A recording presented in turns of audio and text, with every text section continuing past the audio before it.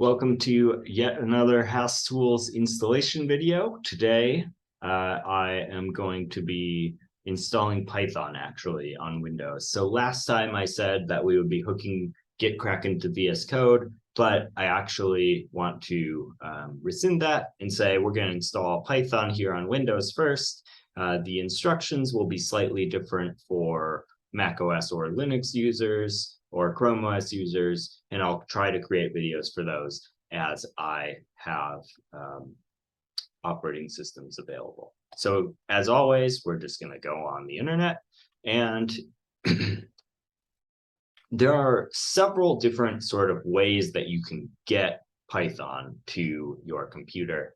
For macOS and Linux users, it will be there by default, but we don't want to use the default install because there's actually some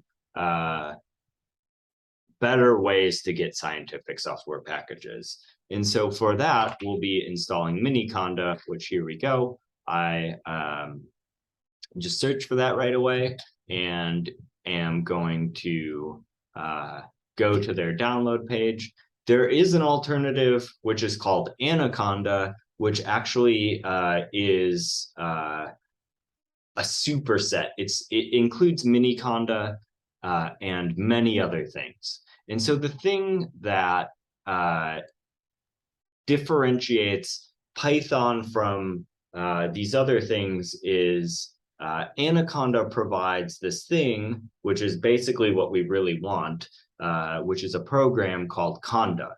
And Conda is a way of installing software packages. So it will let us install things for Python for doing data analysis. It will install a bunch of stuff, basically code that other people have written so that you don't have to.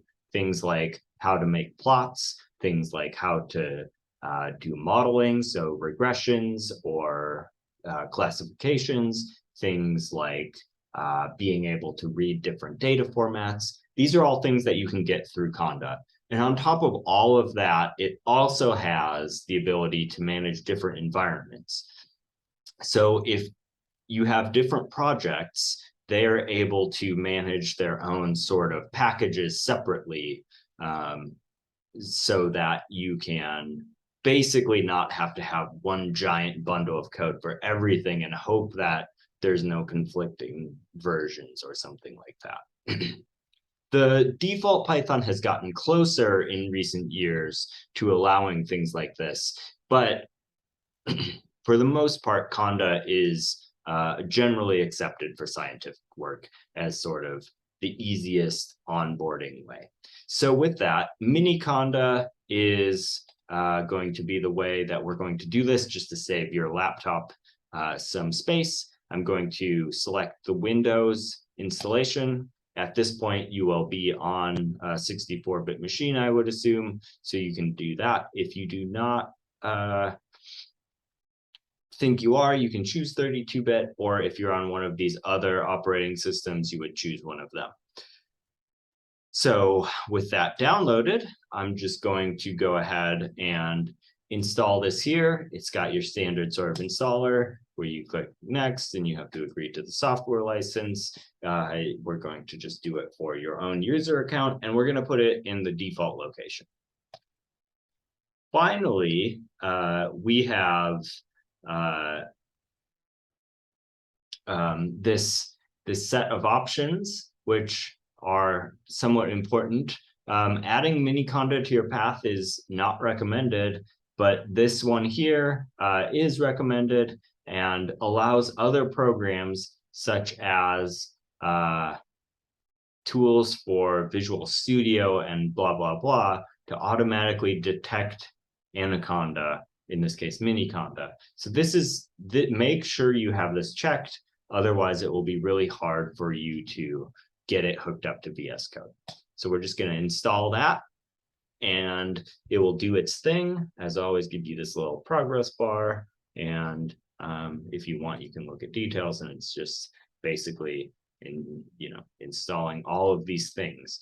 And so as you progress with using Python, you might notice some of these things are really ubiquitous, things like pip and wheel Conda is what we've been talking about. So these are all just like, for the most part, Python packages that are being installed. It's getting you set up with a nice default set of Python packages that the folks at Anaconda think you should have. And generally, they do a pretty good job. So here we go. It's making progress, and we're just going to wait for that.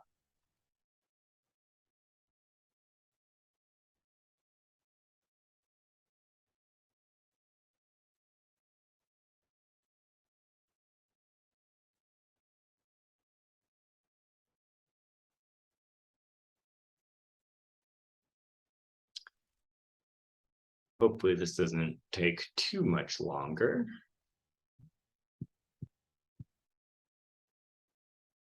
Okay, great. So once you have that, you can hit next, and it will give you some default stuff. So it will try and put you in the tutorial and do all of this stuff. There's nothing you actually need to do here. I will try to walk you through how to use Conda throughout the class. So we're just going to go ahead and close that. You actually do not need to register for this, so just close out. So once you have done this, if for your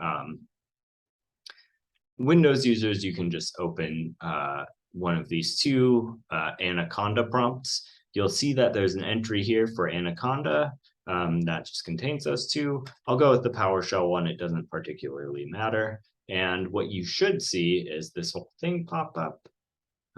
It's a bit slow as well. Hey, okay. So this is, again, just the command line situation. But you'll see, compared to if you just run PowerShell, which you don't need to know anything about. But the main thing I want to say is this little first thing in front of your blinking cursor is the same as this. However, now we have this base thing on there. And base is your sort of default Python environment. So now what you'll be able to do is split off into different environments. Maybe you have one for your dissertation project, and maybe you kind of have like some idea that you don't quite know what something on the side, and you don't want to mess up your dissertation research because that would be, super painful. So you can spin up something else. So you might have things like, base you should never mess with. Then you'll have one called dissertation, and then you'll have one called exploratory. So this is just a way of letting you use many different sort of software environments without breaking other ones. And so I'm going to go into this a little bit further, but this is just the install steps. And so with this, we can just close out. If you are able to reach that screen, you are good to go. All right. See you in the next one.